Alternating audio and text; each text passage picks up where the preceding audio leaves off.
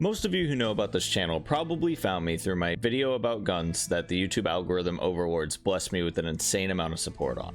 Today, however, I want to talk about a game that we've all been waiting for, Naraka Bladepoint.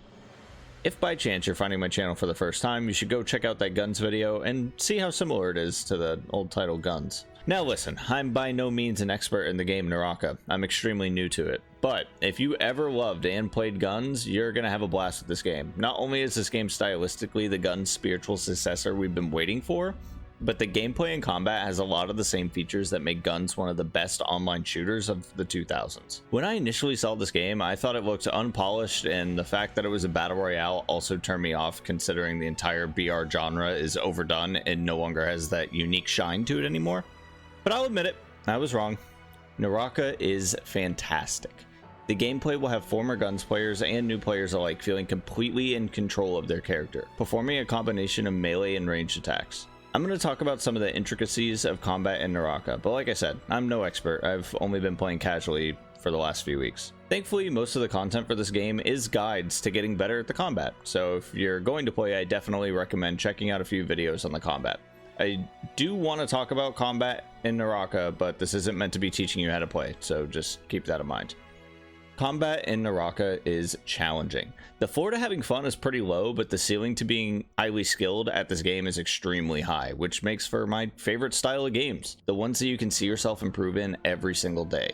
Not a single day goes by where I don't feel like I'm improving. And you don't even need to go into a training match or some kind of sandbox mode to practice either. Just playing death matches in the main BR mode will get you there. Let's start talking specifics. Melee combat is extremely important in Naraka. You can aim with a gun all day long, but if someone grapple hooks you and starts slashing your face off, that gun isn't going to do you any good when you're stuck on your backside. You have to know how to use melee and range attacks to get good. There's multiple different melee weapons, ranging from katanas to daggers to greatswords. Each melee weapon has a left click attack, a right click attack, and an uppercut. Melee weapons also have charge attacks you can perform by either holding left or right click for a second or two and then releasing. You can combo charge attacks by performing basic attacks with some weapons afterwards as well. Let me be clear, this video isn't a tutorial regardless of what that sounded like, so I'm not going to get more in depth than that. But the larger point is that the combat in this game is more complex than just spamming left click. It takes mental and physical coordination in order to get good. In my opinion, that's one of the best attributes a competitive game can have.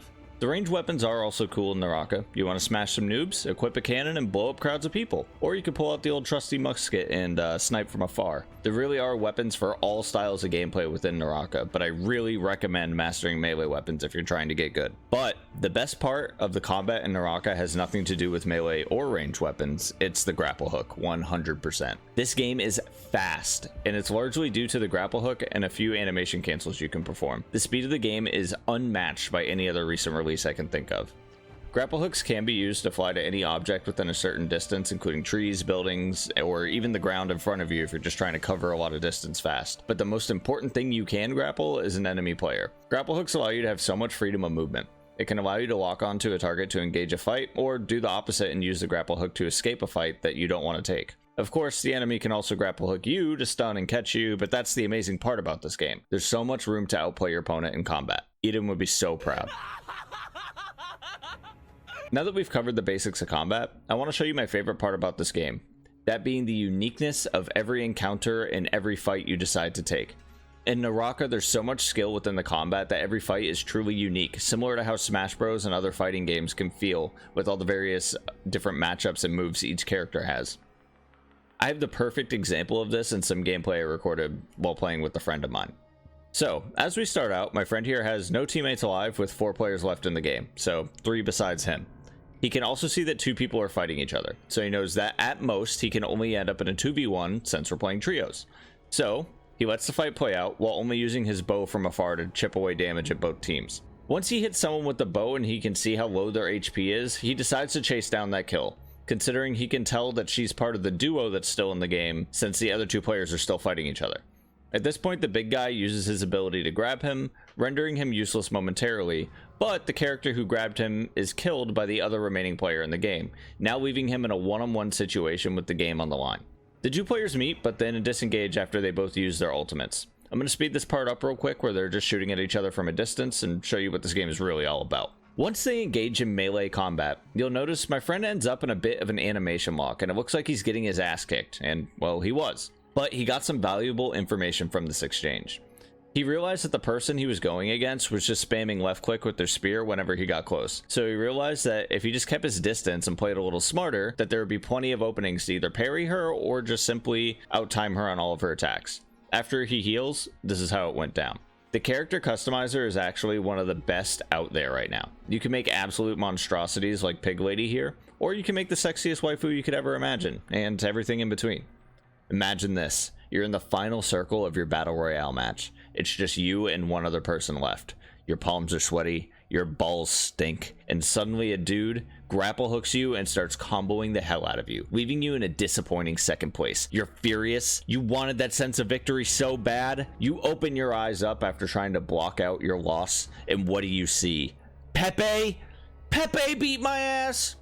Come on, man. In all seriousness, though, the character customizer definitely adds a lot to this game. It's really fun. There are characters you have to choose from to play as in Naraka, each one having an ability and an ultimate ability. Abilities, for the most part, are well balanced, and the developers seem on top of making the changes to get as close to perfect balance as possible. By the way, each character can be customized uniquely, and you can save customizations to easily swap between each different preset you've created. Naraka is genuinely super competitive, and the developers of the game are making the correct moves to try and make this game into an esport. I see a very bright future for this game, so you should jump in early to make sure you're ahead of the learning curve players are going to undoubtedly climb in the coming months and years. In this video, I want to talk about what the Naraka devs are doing to incentivize players to get into the game competitively. But if you're interested in what I think Naraka needs to do going forward to further improve the game, let me know in the comments and I'll make my next video about improvements I'd like to see within Naraka. Before we delve deeper into the sweatiest creases of Naraka, I want you guys to hear what Shroud had to say about the game after his initial impressions. I'll be honest, I as Naraka's fun, but like I straight up think it's too hard. I think it's too, like, flat out, I think it's way too hard of a game. And that's good for a lot of you people in chat because you guys are hardcore gamers. But I'm not, you know? I'm like a 50-50 gamer. Now, some of you may hear that and think, well, Shroud said the game is too hard, so why should I play it? Why would you include this in a video about why I should play it? But to me, that says everything about the game. If Shroud, a longtime esports veteran, former Counter-Strike pro, thinks this game is too hard, I've got to play it. And you should too if you want to prove you're a more manly man, or woman, than Shroud. As I briefly touched on previously, the default game type is Battle Royale in Naraka. Now, my initial opinion on a Battle Royale being a genuinely enjoyable esport is that it's near impossible. And that's why many others have failed within this area of the BR genre. Fortnite did have a ton of viewers and players, but it simply lacked the staying power that a lot of the most successful esports, such as League of Legends, Counter-Strike, and Seaman have enjoyed over the last decade. However, after playing Naraka for the last couple weeks, I've realized that this game does have it figured out better than other games within the genre. For starters, the game does use skill-based matchmaking, and there are bots for the first few hours of gameplay. Personally, I absolutely despise when a game babies you and puts you in with bots for hours. Looking at you, Pokemon Unite. But in Naraka, it feels completely necessary, because once you're into lobbies with regular players, there is a massive jump in skill. The BR mode does have a ranking system, like most others in the genre, but Naraka manages to go above and beyond with its leaderboards.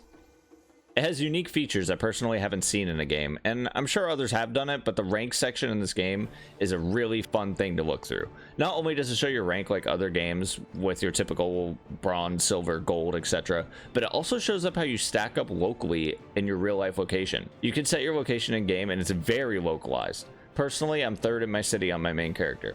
On top of this, you can also set it to your country, state, or global to see what % you are in the world. It's really cool, and I wish more games would do this. I feel as if the ultimate hesitancy toward this game is going to be the simple fact that it is a battle royale. Think about how many battle royale games have been released and failed within the last 3 to 4 years. It's very valid to feel that the genre has completely run its course, but I do think Naraka is still worth giving a shot, and everyone who's tried it does seem to feel the same. The game is consistently hitting the top 10 on the Steam player count charts, and it peaks well over 100,000 players a day. I got really into a game called Hyperscape last year. It was a super fast-paced battle royale, but it was plagued by the exact same BR burnout that I'm talking about. Although the gameplay was fun enough, at the end of the day, it just didn't do enough to differentiate itself from an extremely saturated genre. Within just a month after the game's official release, there wasn't enough players to fill a lobby, and it's still dead to this day. Likely years of development and pretty good combat went completely wasted. Naraka, however, isn't going to face the same fate. With the player count being as high as it is and the developers showing more promise and consistency, I think Naraka is only in its infancy. There's a lot this game can improve on, but the game has already seen exponential growth from its beta to the full release, so there's no reason to think the developers won't keep the steady pace of improvement, providing one of the better high-skilled combat games for years to come. If you enjoyed this video, I'd really appreciate it if you interacted with this video in some way. A like, sub, or comment would be super cool. Thanks for watching.